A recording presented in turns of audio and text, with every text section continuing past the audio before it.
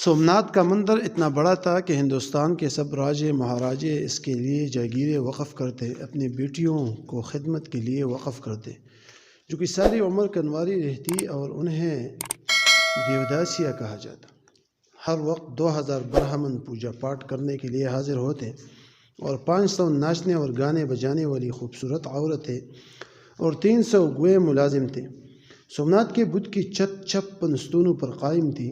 وہاں مصنوعی یا سورج کی روشنی کا بندوبست بالکل بھی نہیں تھا، بلکہ ہال کی قندیلوں میں جڑے اعلیٰ درجے کے ہیرے جواہرات روشنی مہیا کرتے تھے۔ اللہ کے شیر سلطان محمود غزنوی بت شکن سونے و چاندی کے چھوٹے چھوٹے بتوں کو روننے کے بعد بادشاہ بت سومناتھ کے سامنے جا کھڑے ہوئے۔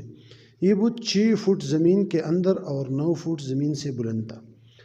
اسی دوران شہر کے معزز سمجھے جانے والے ہندو نے منہ مانگی مال و دولت کی پیشکش کی کہ سومناتھ بادشاہ بت کو کچھ نہ کہے، تو سلطان محمود غزنوی کے دیسی دانشوروں نے مشورہ دیا کہ پتھر کو توڑنے کا کیا فائدہ جبکہ مال و دولت مسلمانوں کے کام آئے گا۔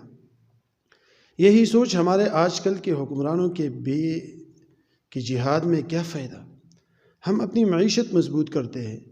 سلطان محمود غزنوی نے دیسی دانشوروں کی بات سن کر کہا کہ اگر میں نے تمہاری بات مان لی تو دنیا مجھے بت فروش کہے گی، جبکہ میں چاہتا ہوں دنیا و آخرت میں مجھے بت شکن کے نام سے پکارا جائے۔ یہ کہتے ہی محمود بت شکن کی توحیدی غیرت جوش میں آئی اور ہاتھ میں پکڑا ہوا گرز سومناتھ کے کو دے مارا۔